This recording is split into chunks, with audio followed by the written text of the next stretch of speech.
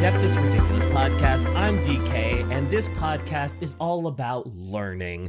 We're going to be learning about the ridiculous world of Warhammer from lifelong fan Bricky, because I am a relative newbie.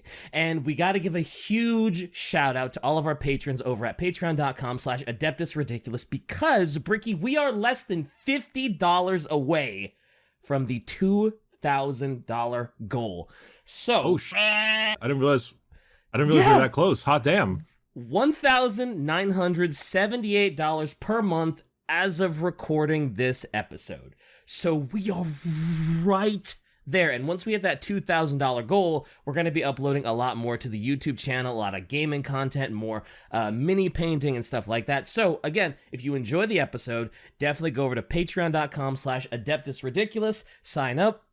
You get access to our Discord, which is always bumping, and we have emotes all over that joint. Yes, we do. We just got a new one. I'm not sure who that is. I think it's a Harlequin. Oh, it's Kekarak. So the Harlequin god is called Kegarak. No one knows how to pronounce it, so it's Kekarak. It's just the Total Biscuit lol face, but with a Harlequin. Yeah. I did not understand the reference, and now I love it. That's right. We haven't done Harleys yet. That'll be. Eventually, it's going to become our new motto, where we just constantly say that'll be in a future episode, because we've said that like 1,000 times. Actually, with the new, once we hit the 2K, me and Shai were actually talking about doing the book club idea, where we could actually do like every month we read one book, and then we can have a video discussing our thoughts on the book and everything, and that could be kind of like an additional episode we can upload at some point in the beginning of the month. She told me about that. I'm on board, because I know there are a ton of books, and I would love any excuse to get into it. So head over to the Patreon, support it. Hell yeah. And you also get like outtakes and bloopers, because I am always ruining the intro, and that's usually what the bloopers are all about. But not today, Shai. Not today. We also have really cool HD posters, so definitely go check out the Patreon. But today, we're doing Night Lords. And yes. The only thing I know about Night Lords is they're blue, they have wings, and apparently they're terroristy. So, I've done my job. Bricky, that's the episode. Doop. Take us home, Bricky. All right, my friends. So, remember 9/11? It's pretty bad, right? Yes, I'd say it was pretty awful. bad. So, yep. Konrad Curze looked at that. Konrad Curze was like, I could do better. And that's the story of the Night Lords.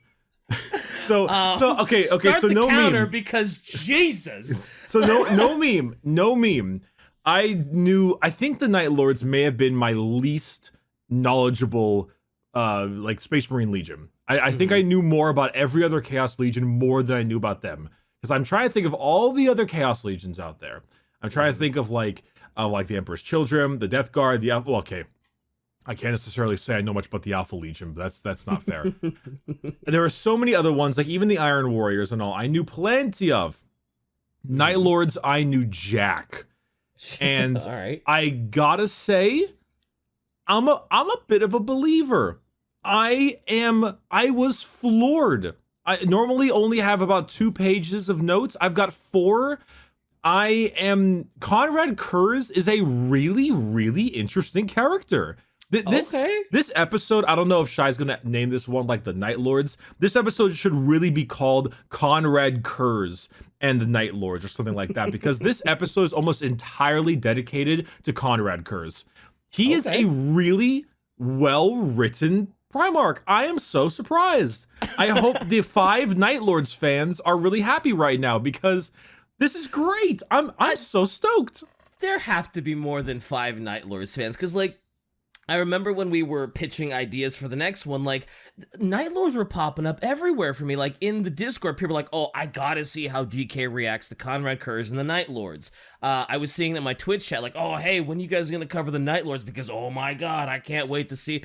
Like, they gotta be kind of popular, right? A little bit? Maybe just because they're so, like, brutal that it's kind of interesting.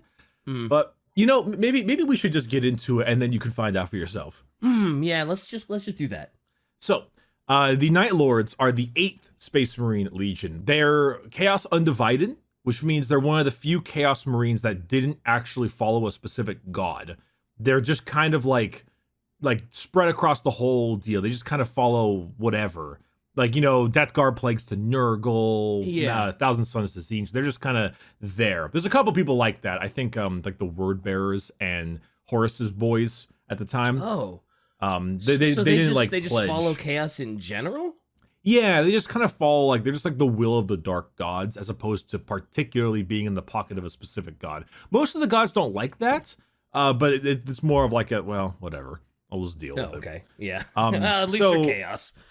Yeah, at least you're working for us. So, as we remember, as you know, good old Zinch or whoever yoinked all of the Primarchs from the Big E's lab and threw them across the galaxy.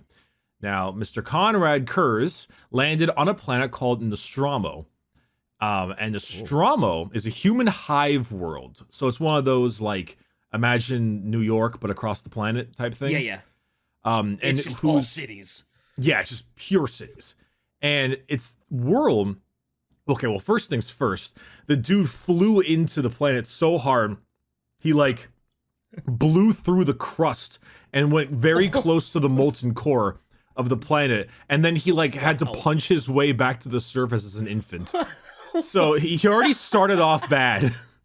But wait, he got yeeted into the planet so hard, he went through the crust and came close to the liquid magma core of the planet. Very close. So this is a mining world.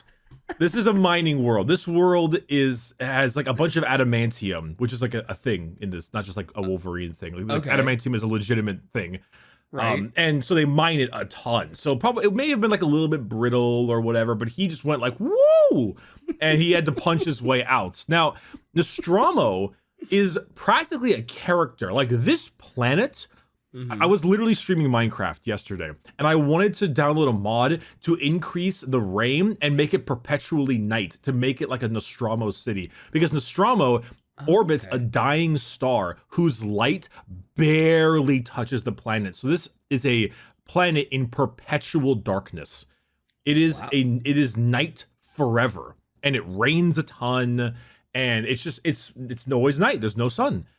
And because of this, perfect place for night lords. I get it. That's where they get it. I get it. It's all coming together. The pieces are coming together. Yeah. Now, most of the planet lived in complete abject poverty.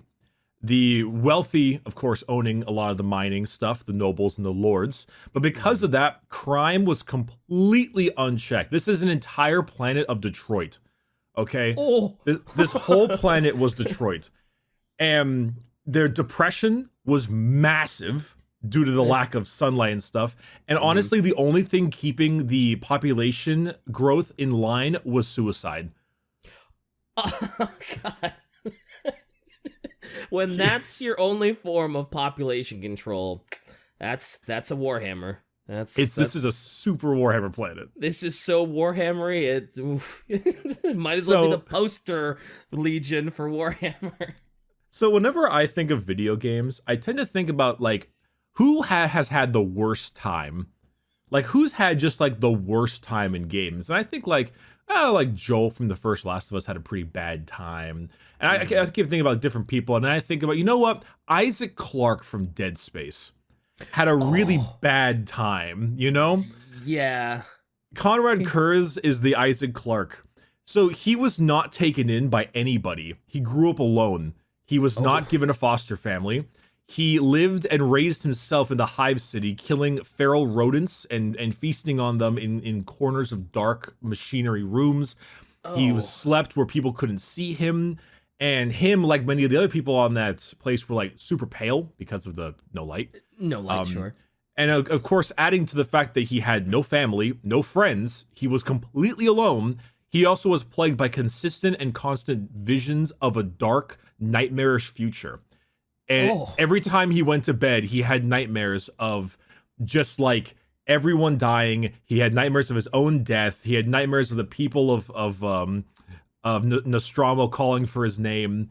He just was constant visions of just destruction. And even as a child, he had to kill and murder people to live. And eventually, as time went on, he kind of just felt like people were kind of weaker than him, because even as like a 10-year-old, he was a Primarch, so he would like body 20-something-year-olds. Yep. And sometimes he ran out of food, so he would kill and he would cannibalize because he had no food. He had was to survive. hungry. You know, it's just like that plane crash. You know, you got to make a decision. Do you die or do you cannibalize? Was that the rugby guys? Yeah, I think so. Yeah. Yeah, I remember that. That was fucked. Yeah. Yeah. Well, so was this. Does well, anything yeah, good but this happen is like, to Konrad? Did anything good happen to him? Yeah. Did anything good ever happen to him? Well, let's look kinda. So Okay. eventually, either like some kind of like maybe like a inner being, or like a personal pride, or maybe divine or divinity from the Emperor, or just something. He was determined to bring Nostromo some like kind of justice, right? Mm-hmm. So as time was going on, gang members, criminals, like rapists, they were found like just kind of disappearing. They just sort of stopped showing up. But then they would show up, as their bodies would show up crucified onto the walls and mutilated. Large sheets of their skin would be hung off of bridges, and their heads piked onto railings. Severed body parts clogged storm drains. God. This just would keep happening. Like all of these criminals would just go away. Yeah, and then they're show criminals, up like so it's this. hard to feel bad for them. But holy shit! Well, most of the planet was criminals, if I'm being honest. Oh, okay. So then this became like a story. He was then deemed as like the Night Haunter, which is the name of Konrad Curze. That's his nickname, the Night Haunter. Okay, what a badass. Some people considered him like an avenging spirit, angel of blind justice, the murderer of murderers, all that kind of stuff, right? Okay. Gang members were sent to go get him, to stop him, and they would return with no eyes, with their eyes plucked out, and no hands, but their tongues left, specifically to say the simple phrase, "I am coming for you." And now he started small. He started like, eventually someone was getting mugged and he'd go help. Then he would start tracking down the muggers. Then mafia syndicates, then syndicate leaders. He even saw suicide as a crime. So if someone was going to kill themselves, he'd go to them and then like murder and mutilate them so they don't kill themselves. Oh God. Wait. I know. Okay, I'm just this is really Adeptus ridiculous, because he saw suicide as a crime, so he mutilated and murdered the person. So it's like he's like trying to send a message, right? That's obviously what he's to doing. Other people that like, so hey, it's like, don't kill yourself. Don't kill yourself, or I'll torture you. Jesus Christ. I thought you were just gonna be like, oh yeah, you know, if you were gonna commit suicide and he found out about it, he'd find you, mutilate you, torture you, but leave you just enough alive that you would regret trying it again or something. But no, just no, he just kill you. The punishment for crime is death. Every crime was death. You see, after 1 year, crime rate dropped to near zero. Oh, the Night Haunter was a horror story you told to children. Like there was no curfew enacted for the laws, but personal curfews of like, don't go out past 10 were taken into effect. Konrad himself went to the hierarchy of rich nobles and the criminals and said, hey, like, kneel to me or die. Some did, some didn't. And Some with died. that, some died. And with that, he became the first ever self-imposed ruler of Nostromo. He was the first monarch. Let me read you a quote from good old Konrad Curze. This is gonna be bad, isn't it? This is him addressing the gathering of like nobles. He says, by reason, by truth, I have learned how your hearts and minds function. With that lore, I brought peace to this culture at the cost of freedom. Peace reigns as I reign. I wouldn't expect your little minds to understand. You are a little man with little dreams. You've ushered in the peace of the graveyard, peace at the cost of surrendering all choice, but freedom. The city lies in terror, forced to live by the standards you place upon our shoulders. Yes, yes, but every sin is punished, but punished by death, no matter the crime, no matter the scale of the sin.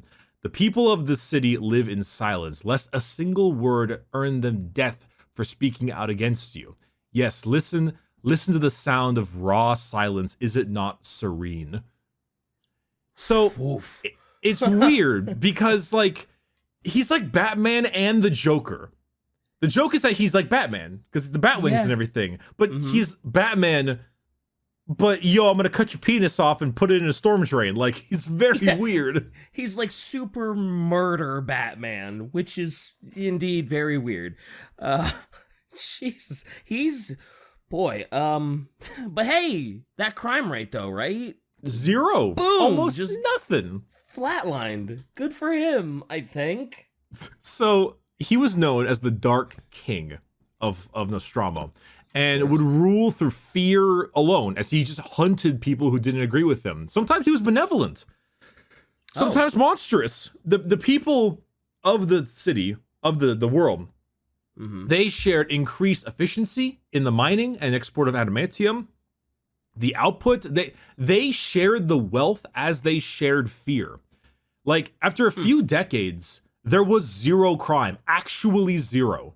Literally none. The city was completely silent after a certain period of time. He had no need to hunt people anymore because anyone he did hunt, he would publicly broadcast to every TV in every household that he forced to put in there, and he would take the criminal and he would mutilate and torture them on camera and broadcast it to the entire planet. Ooh, wow. He's like, look at this criminal, and now watch as I like pull off his legs. Oh God! In the TV he installed in every house, so just every single for this household. Expressed purpose. Efficiency went up tenfold. The people became rich. The entire planet prospered. It became a paradise. Besides the fact that it was dark as fuck and always raining, but in terms of like financial paradise. Sure. It was as good as it could be. I mean, there's not a whole lot you can do about fixing that it's always dark. It's, it's a dying star, so... But damn, the fact that you could get a planet like that was just all murderers and rapists and just... to 0... That no one wants to be mutilated by a 10-foot tall, pale, greasy-haired monster. Yeah, I was gonna say, that's a lot of murder. So, can you guess who came next? I mean, if I had to guess, isn't it always the Imperium or Emps that shows up at some point? You know it. Big E's on his way. Of course he is. Now, naturally, though, Curze knew this was coming because he still was forced into these, like, nightmares. Emperor arrived, and basically... So it's kind of assumed that... Curze had like some kind of psychic foretelling. Like, did you ever watch that one Simpsons episode where Ned Flanders would touch people and he would see how they die? Sounds vaguely familiar. So it was an old Stephen King book called The Dead Zone, where a guy would touch someone and he would visualize their death. Okay. The Simpsons one was called The Ned Zone because it's pretty good. He kind of had that.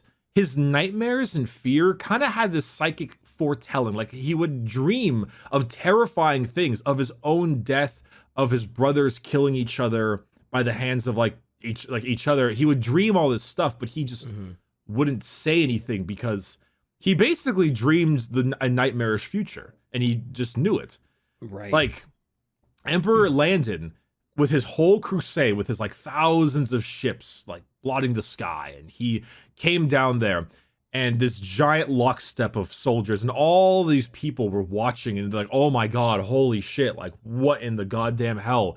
They were scared into submission. They saw this just insane phalanx of people. In fact, because of the way Nostromo's light was, anyone who looked directly at the Emperor was permanently blinded. he was, because he glowed so bright with his golden armor and flaming sword that their pale skin and their retinas couldn't handle it. So like they could like see him out of the corner of their eye, but if they looked directly at them, they were blinded forever. Damn. But forever? They were permanently blinded. Damn. It went blind. I mean, I guess it's basically true. There's so little light on the planet that even an emperor is so fucking. He's such a bright, larger-than-life character that, yeah, I makes sense. It's like getting some guys who were trapped in a mine for a while, like a bunch of albino guys, and be like, flashbang out. Like it's just not a good idea. It's fair. That's fair representation of it. Okay, gotcha. So all of them made their way up to the Dark King's throne as he's sitting there, just totally quiet. And four smaller than the Emperor, but four men stood in front of him. And the first one walked up and greeted him first. And his name was Rogel Dorn, the Primarch of the Imperial Fists. Okay. And as Curze saw him, his like mind's eye, that's what they kind of call his visions. He saw the man being dragged to his death by 100 murderers in a dark, dark tunnel. Oh. And then the second person that stood up was like a man named Lorgar. And he saw him surrounded by a psychic fire beaming into the sky. The third one was Ferrus Manus, Primarch of the Iron Hands. And he saw him with an eyeless head being clutched by an armored warrior, which was when he got decapitated by Fulgrim in the Battle of the Dropside Massacre. I was going to say, these sound like some accurate visions. Yeah. And then the last guy was Fulgrim. That walked up as well. And I forget what Fulgrim's was, actually. I don't know if Fulgrim had a vision. He just saw that sexy body. I think he was just like, ooh, my God. Ay, dead ass though. But then after that, the Emperor went up. And before he could speak, Curze saw a vision so terrible that he immediately dropped to the ground and attempted to claw out his own eyeballs before the Emperor grabbed his hands and stopped him. And I quote, it says, the Emperor said, "Be at peace, Konrad Curze, for I intend to take you home."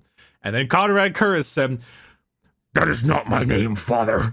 My people gave me a name, and I will bear it until my dying day. And I know full well what you intend for me. So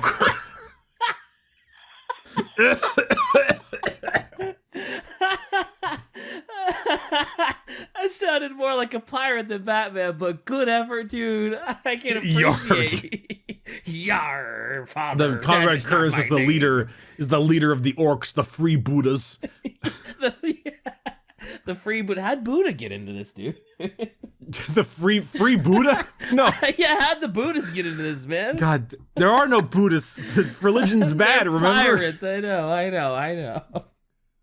So anyway, Biggie took good old Curze, and he brought his legion, of course.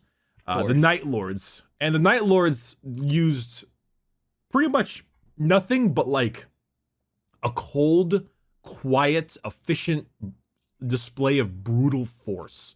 The Night Lords were just like a blunt object of terror. And they were really good at it. But problems soon came. As soon as Konrad left Nostromo, immediately peace was gone. The moment he bailed, it went right back into lawlessness. Just complete chaos again. Oh, no. And with time, the new recruits that they would get from there were not the finest warriors. They were gutter scum, criminals. And this is kind of the concept that the Night Lords as a legion, because the legion is normally comes from Terra, and so they kind of like they're bolstered in that way, so they're pretty normal. But it started to kind of corrupt the legion from within as these criminals and bad and like other problems came from Nostromo. That slowly the legion became a little worse, a little more terroristy. And Curze, of course, led the legion, and they took after him. And ooh. Well, you know. Ooh. See, that's the weird thing about them, is that the Night Lords weren't like a necessary terrorist thing. Like, they enjoyed murder and slaughter just because they liked it. There was no like deep, dark. They just enjoyed it. Because they were made up of like criminals and horrible people from Nostradamus. Yeah, and they're just like, they just liked to maim. There's no ifs, ands, or buts. They just slowly became to really enjoy what their job was, and the Emperor used it quite well. It's like he would use them as terror troops. He would normally he would like have a planetary governor who would refuse a tithe. Like, I need 100,000 guardsmen, and the governor was like, no, and he would be aware of that, and he would send out the Night Lords, and often they would be like, oh, okay. And they would just give them their dudes. And then sometimes we would have, and I quote, "We have received your offer of surrender and reject it. We did not come to receive your supplication, but to enact a judgment. The time to surrender has long passed. The verdict is writ by your own hands. Now is the time to die." Like, okay, I'm sorry. Here's our dudes. Like, too bad. Too late. You should have done this sooner. Too late. Now you die. Gee. Sir, the time to put your test on the online portal was exactly 1 hour ago. You have failed the class. Forfeit your life. Jeez. I mean, what better terror squad to have, though, right? That's what they do. I mean, they're really good at their job. Remember the flayed ones and the Necrons? Mm-hmm. So, like, you showed me earlier the Night Lord Raptors, which was the old the jetpack group of Night Lords. Yeah. If you look at them, they're donned with heads and skulls and skin, draped all over their armor. Like, oh, yeah, they are, aren't they? Yeah, like a flayed one. A flayed one in a Necron has a virus where it like it doesn't make any sense that it hungers for human flesh. It has an insatiable appetite to drape itself in human flesh, or hunger for human flesh, which makes no sense because it's a robot. These guys are just like, yo, skin! And they just like slap it on them. Yo, skin, and then they do it because they think it's cool and fun. The Necrons are literally like not disease, but they've got a virus wrong with them. Yeah. Oh, yeah, God. It makes no sense, but they're just like, they got a problem. They're just like, woohoo! When I first sent you the picture of those minis, I didn't notice that was flayed flesh, and now I'm like, oh God, they are terrible. Those are decapitated heads, and that's a literal flesh loincloth. Flesh loincloth. Yeah. Out of context, that's a little weird to say, but the man just takes some dude's scrotum and he just puts it there. That's like a little. He's like, oh, we gotta use a loincloth so you can't see my junk, but I'll cover it with another dude's junk. I'll cover my scrot with more scrot. Oh yeah. It's like double bagging. Scrotception, dude. The Stramo recruits, they continue to poison the Legion. And as the poisoning continued, he started having far worse dark visions. His nightmares got a lot worse. His legion fighting other legions, it kept on plaguing him. He saw his own death constantly. Now, he realized his homeworld state, and he really tried confiding in his brothers about it, but none of his brothers cared. None of them liked him. They saw him as a pale, creepy gremlin. Because he had like jet white skin and greased the hair. They saw him as a freak consistently. Okay. The only person who showed him any real respect, I think, was Horus, because Horus was nice to everybody, and I think Fulgrim. I might be a little wrong on that one, so don't think me. But I think Fulgrim was one of the only ones that was like okay with him. All right. This reached a breaking point though. He had a big mission with the Emperor's children, which was Fulgrim, himself, and the Night Lords, and the Imperial Fists, which was Rogel Dorn. And he immediately had an insane, nightmarish vision fit, and he collapsed to his knees, and he started like freaking the fuck out. So Fulgrim rushed to his aid, and through like tears, he told Fulgrim everything. He told him all the visions he's been having, the heresy, his own death. He told him everything he could. He confided in his brother. And Fulgrim took this information to Rogel Dorn. And we haven't covered Rogel Dorn yet. Yeah, but he's been brought up a couple times, but not in depth. I like Dorn a lot. I think he's really cool. But if you looked up in the dictionary, stick up its ass, you'd find a picture of Rogel Dorn. He is such a, like, by the book, like emotionless. Just he doesn't have a lot of sympathy. He's very like cold, calculated. Oh great! This is gonna end well for our Night Lord buddy then, isn't it? Well, good old Dorn did not take this lightly, these statements, and he went to go confront Konrad Curze. And then when Fulgrim went to go see what happened, Dorn was found unconscious on the ground with large chunks of skin missing from his torso. And Gee, Curze, I wonder what happened. Well, Curze was still there. He didn't leave. He was in complete tears. In guilt and anguish. He was like bawling.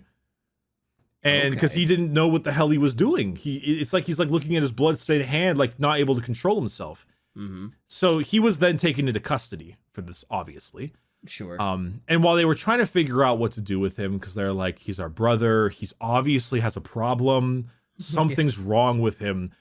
After they figured out what they were planning on doing, they went to go to his cell, and there were 2 completely butchered and maimed Imperial Fist guards, and he was gone. And so what he did was he took a ship, and either through a twist of fate or the warp just being, or chaos gods, he traveled all the way back to his home planet of Nostromo. And his brothers did not follow suit. They tried to, but I guess they were too slow. The warp slowed them down or something. Now, Nostromo, being the horrible place, had upped its mining efficiency pretty heavily. So a lot of the core and the crust of the planet was rather volatile. Curze saw this planet, his upbringing, the source of his visions, the source of the corruption of his group. He saw it disgusting, and it's sinking back into its own ways, a planet of criminals. And they thought the Emperor would understand, but no. So Konrad Curze did the only thing he thought was best. He was like this big red button that says "Exterminatus." Oh, I was worried that's where you were going. And he went, well, blammo! And he fired one single lance of light into the molten core of Nostromo. Oh. And like that, billions upon billions of people just immediately died. I posted a picture of what the planet looks like. God it is damn. The molten crust just cracked and burned the entire surface a jet black.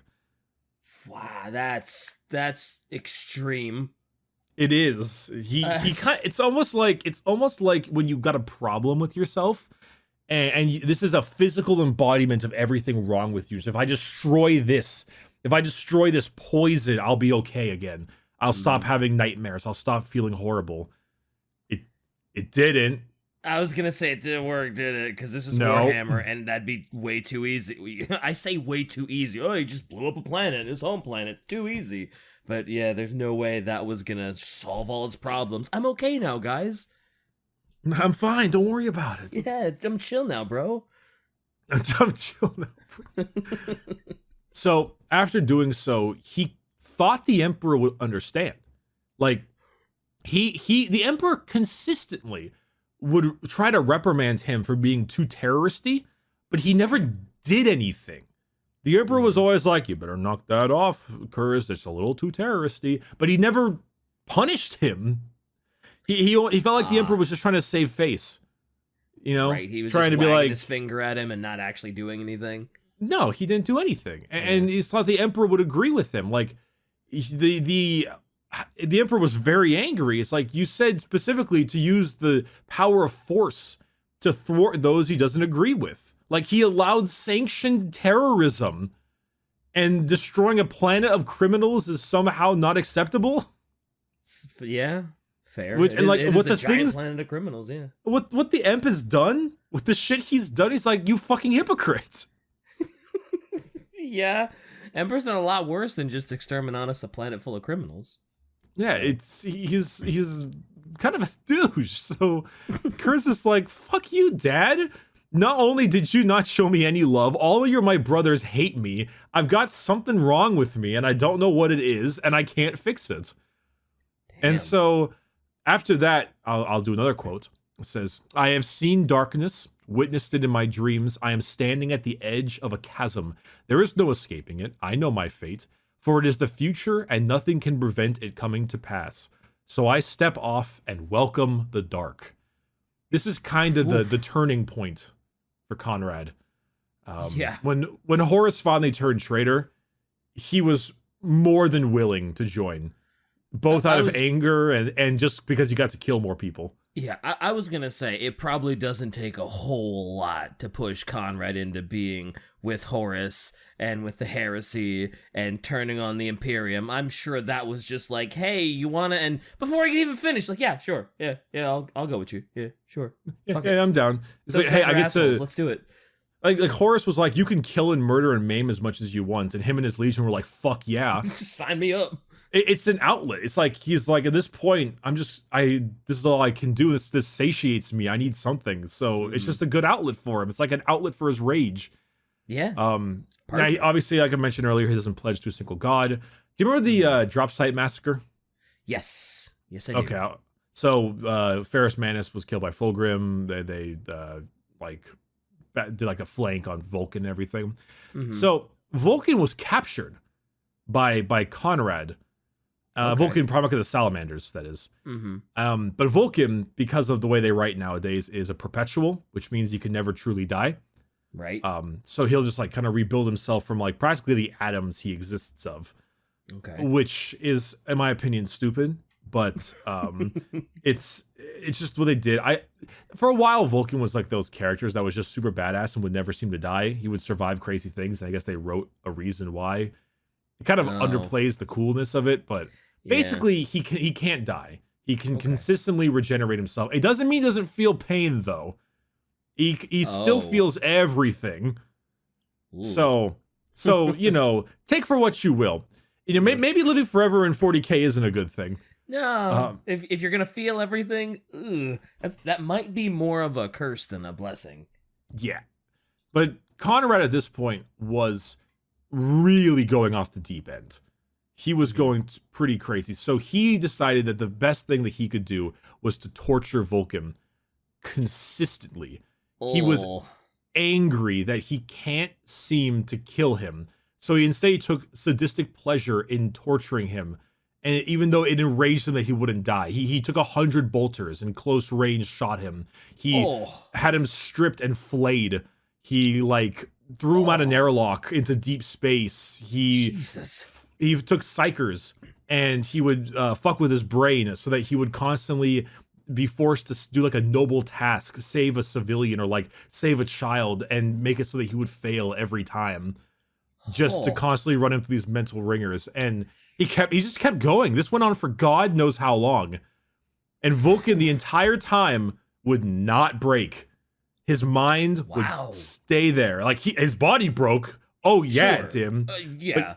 But his mind would not break because Vulcan's a fucking boss.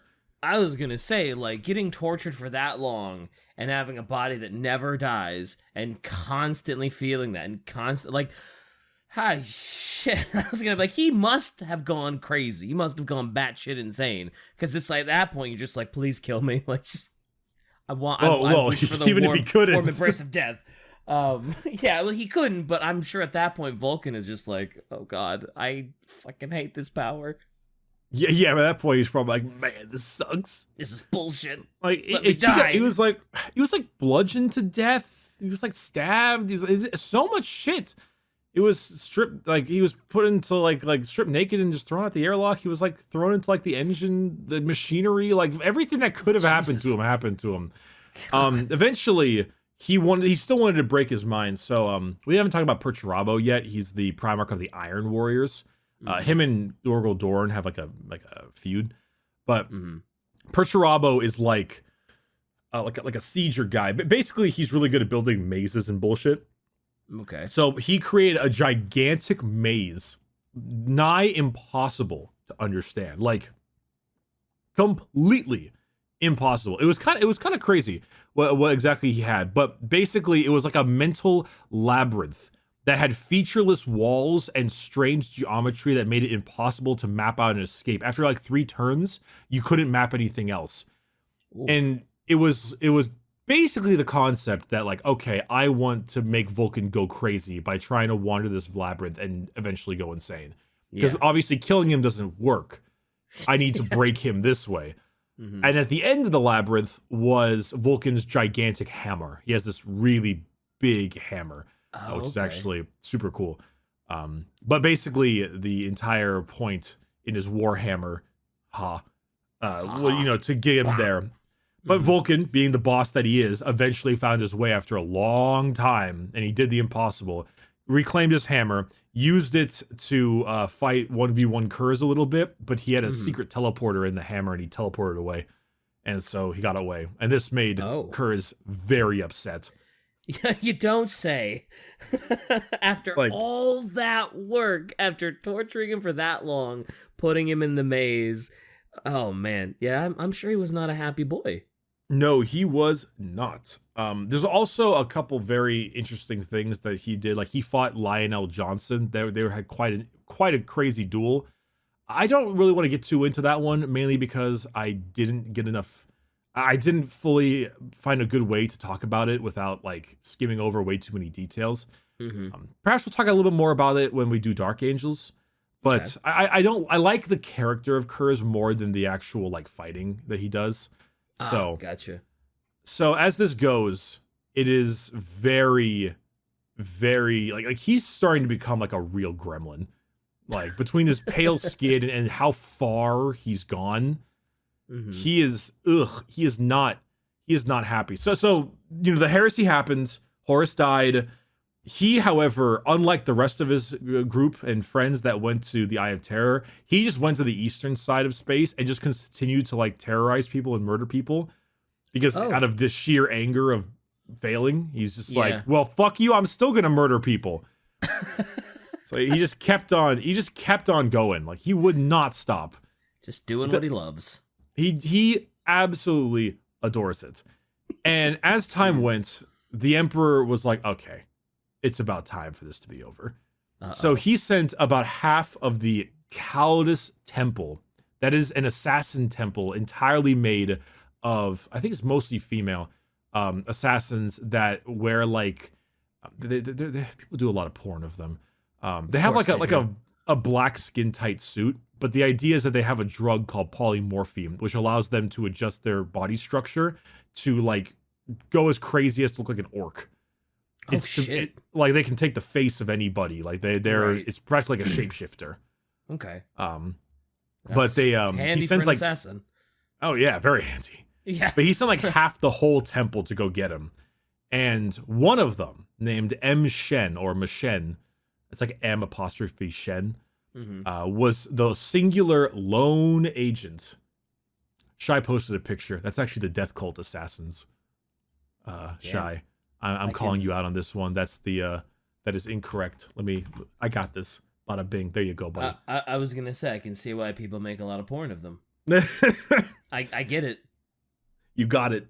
We'll talk about Death Cult assassins maybe another day. Yeah. But definitely. The Adeptus assassin M. Shem was there and was kind of like purposely allowed to get in there. Now, like at this point, Curze was like a naked, hunched monster in his ship. Ooh. And his last words were, "Your presence does not surprise me, assassin. I have known of you ever since your craft entered the eastern fringes. Why did I not have you killed? Because your mission and the act you are about to commit proves the truth of all I have ever said or done. I merely punished those who had wronged, just as your false emperor now seeks to punish me. Death is nothing compared to vindication." Because this is the dream he's been dreaming about all his life. Yeah. This is him in his ship with the assassin. And the last thing we saw of Curze was his crazy black eyes and a lipless, cruel smile. And at that point, Konrad Curze was killed. M. Shen is the only non-Primarch, the only mortal to have ever killed a Primarch. And Konrad Curze kind of submitted himself to death. Wow, and that's the story of Curze. Jeez. That's where we're at.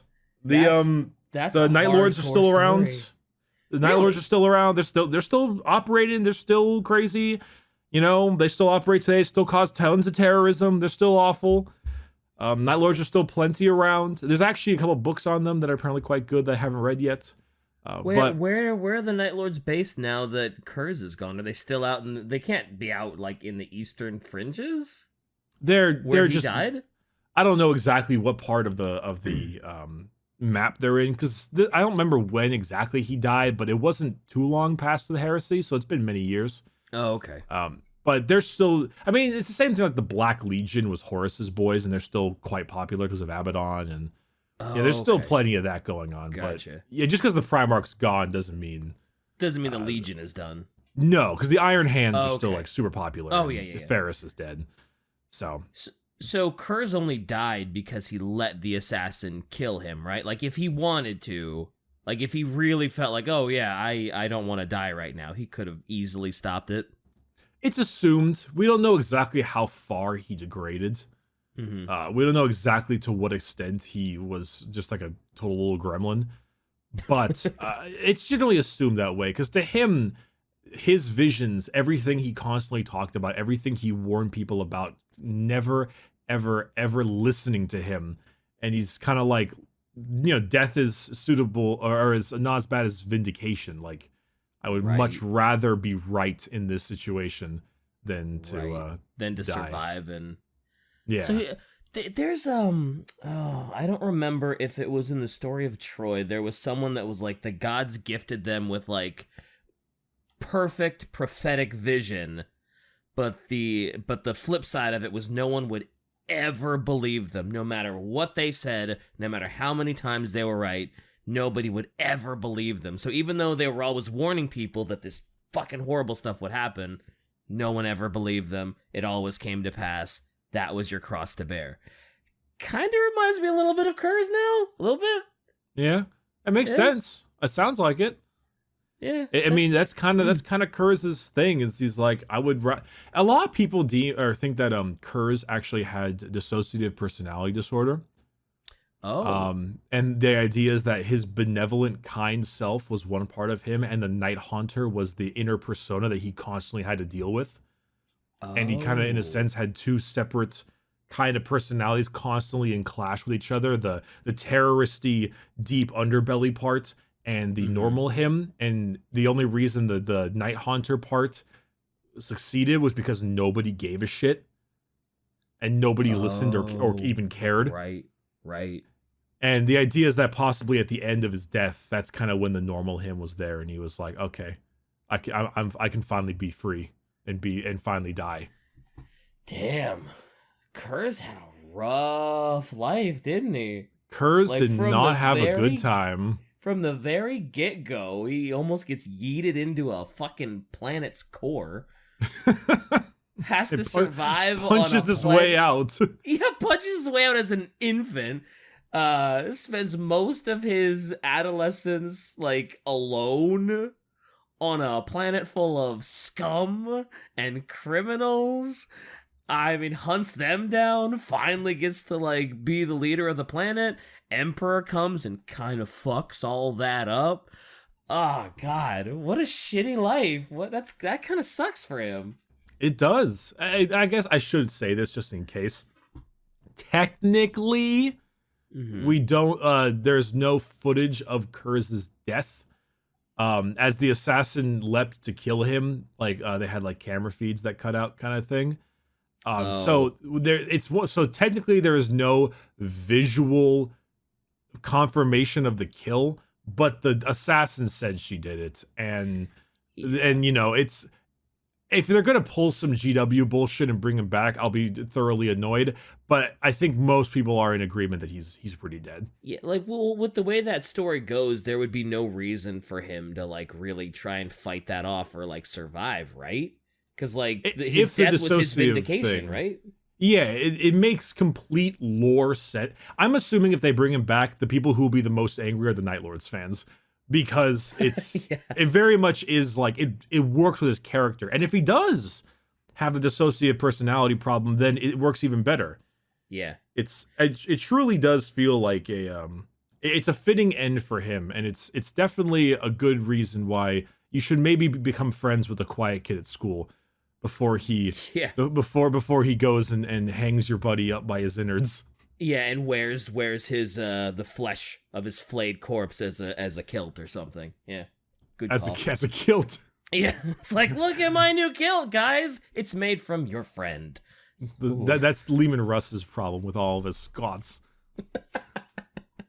I forgot that Shai wants me to say something about the assassin that killed Konrad, because she is no longer alive.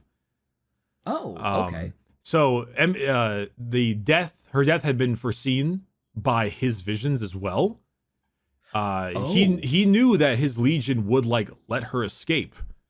But he also knew that the Talus Valcorin, which is called the Soul Hunter. It's an apothecary, or former apothecary of the Night Lords. He's like one of the Night Lord characters. And the entirety of his legion would disobey his final orders and pursue the assassin in the name of vengeance. Sure. And so she was relentlessly pursued across the galaxy by Night Lord Talon Master and the former apothecary. And she eventually met a horrible fate at the hands of the apothecary. Despite initially holding Talus at bay, he blinded her with his acidic spit, deafened her with his augmented scream, and impaled and disemboweled her with his chainsword, and then tore her body to pieces. Jesus, that's a very Warhammer vengeance death, isn't it? It is. However, despite her death, her video recorder built into her suit did manage to reach Terra, which had the final words in the assassination of the Night Hunter. So, so it makes a lot of sense that he is definitely dead, because they wouldn't have gone for vengeance that hard. Yeah. But so she does die as well in a pretty horrible death for killing the Night Lords. But which is surprising they caught her, because Night Lord death. That's a very Night Lord way to exact vengeance. Yeah. So real quick, since we always have to talk about the tabletop a little bit, are the Night Lords pretty good in the tabletop? Are they not that great? I know they have minis. I don't know their rules. I don't know if they're good. If I'm being honest, they're pretty shit. But that's not really a Night Lord. That's not really a Night Lord's problem. That's a Chaos Space Marine problem. They haven't got their codex yet, which means that they haven't gotten the fancy new tools, which is mainly more HP that the Marines have gotten. That's the main thing, is that for a while Marines only had 1 health. Now they have 2, but the Chaos ones haven't been updated, so they still only have 1. So they're pretty. Yeah, it's pretty bad for them. They themselves have a couple particular abilities that I find incredibly good. They have they're mainly about leadership. So if they're near people, they lower their leadership, which makes people run away from a morale thing, which isn't very good.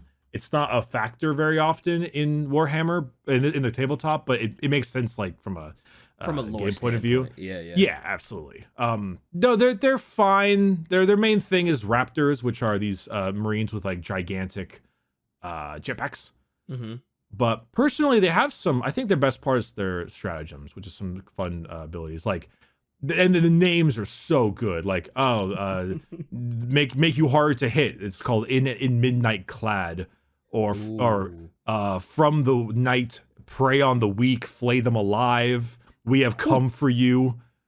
There's some pretty great ones. I know, right? Personally, they have one called Vox Scream, which is my favorite. It's it makes it so if you have an aura that makes you more powerful, like a 6-inch thing, it turns it off. The actual flavor text says, hideous screams of an aggressive technovirus infiltrate the communication systems of the target, temporarily rendering it incapable of command. It's kind of cool. That sounds helpful. Shai just posted a picture of their new Terminators, and they look.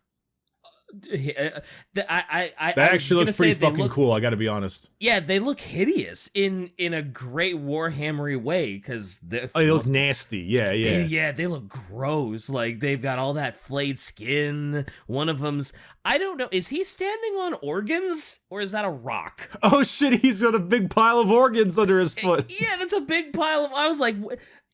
Anybody Go else? Night Lords! Yeah, Go Night Lords! It's such a Night Lord thing! Night Lords! Yeah, and he's wrapped in the flesh of humans. He's got that flesh loincloth again. They've all got it. Dude, he got that flesh loincloth. They've all got it. They're covering their scrotes with more scrotes. He's got the double scrote. Yeah, scroteception. That's You'll scrote me up, Scotty. Let's not make that a t-shirt idea, everybody. Scrote me up, Scotty. Yeah. Let's not do scrotum-based merch ideas, eh? I disagree. I respectfully disagree. If we're gonna do any merch idea, it should be Doge Van Dyer. Oh, absolutely. Every episode needs a cameo from our boy, Doge Van Dyer. The Doge variant of the man that is literally worse than Hitler. Actually, we might have merch coming out pretty soon, actually. Oh, yeah? Yes, I'm getting it worked on right now. I got a good feeling about it, so. Oh, shit. Give it some time. It may come soon. Stoked? Excited? Whew. Is there any questions? Any concerns? Let's see. I don't think there are any too big concerns. I thought it was kind of weird, like, as soon as the Emperor shows up, like, and as soon as, like, Curze has, like, this crazy vision of everything that's gonna happen, I thought it was weird that he just immediately was like, oh yeah, I'll go with you, Emps, and sure, take my Night Lords, but, I mean, I guess you kind of have to, like, you can't fight the Emperor. You can't fight that crazy Imperium Legion. Like, you have to. Even if you think it's a bad idea and you've got visions of, oh shit, this is gonna end bad, you can't fight that with just what you got with the Night Lords. You kind of have to become subservient, right? Sort of that, and also we know that he was very big into, like, I want to, like, fulfill, like, these are my visions, like, this is my path. Even if I don't like it, I have, like, a duty to fulfill it in a certain way. Oh, okay, so he wanted to fulfill those visions that he saw. Like, he wanted those to come to pass? Well, not necessarily, but I don't know, it's kind of hard to describe, but I think maybe, that's actually a great fucking question. I'm actually not 100% sure how I would describe that. To me, it's more like the idea of it may, like, by following this path, he might be able to stop it. Or more primarily, it could be more something along the lines of, like, if this is the path he's dreamed of, it's the path he knows. So it's the path of less, fear. I don't know. I can't really, I don't know. I'm sure someone in the comment section will actually me on this, but I'm not quite sure. I think I would need to read the book. I have not read the Night Haunter book. Oh, gotcha. Yeah. And if I did that, I probably would know. But okay, that's actually, I'm kind of considering when we do book club stuff. If we get to that patronage, I think the first one we should absolutely do is Gaunt's Ghosts, because Gaunt's Ghosts is an absolute fantastic novel, and it's the one I always recommend to people. But once we're done with some of that, maybe we can do one of the Night Lord novels, because I think I've been told they are very, very, very good. They're like some of the best, which is surprising to me because Night Lords. But anyway, anything else, DK? Can I penny for your scrote? Figure out what our next topic might be. There's too much scrotes in this episode. Well, I hope you're excited, because we're talking bugs this time, because we were a little bit too mean. We were too mean to them in the Custodian episode. And I think it's time that we give them a little bit of satisfaction. So Tyranids will be next. Let's go. Let's talk about the Great Devourer and what might be the largest threat to the entire Imperium, more than chaos. I am excited about the Tyranids. I've heard a lot about the Tyranids. I'm stoked. And they got some fucking weird minis. They look fucking disgusting. They're so cool. They're so scary. And they are so down to join patreon.com/Adeptus Ridiculous. Thank you all very much for watching this episode. DK, where can they find you? You can find me everywhere at DK Diamantes, Twitter, Twitch, YouTube, Instagram, Real DK Diamantes, until I get rich and famous and can just buy the brand. Bada bing. Bada bang. I'm Bricky. You can find me at Bricky everywhere. YouTube, Twitch, etc. You can find Shy as in Quiet Shy or Quite Shallow on multiple different platforms as well. And with that, I hope you bring some bug spray for the next episode. We're gonna need a little bit of it. Raid? Oh man, I want to raid Shadow Legends sponsor for the next one. Oh my god. Bring the raid.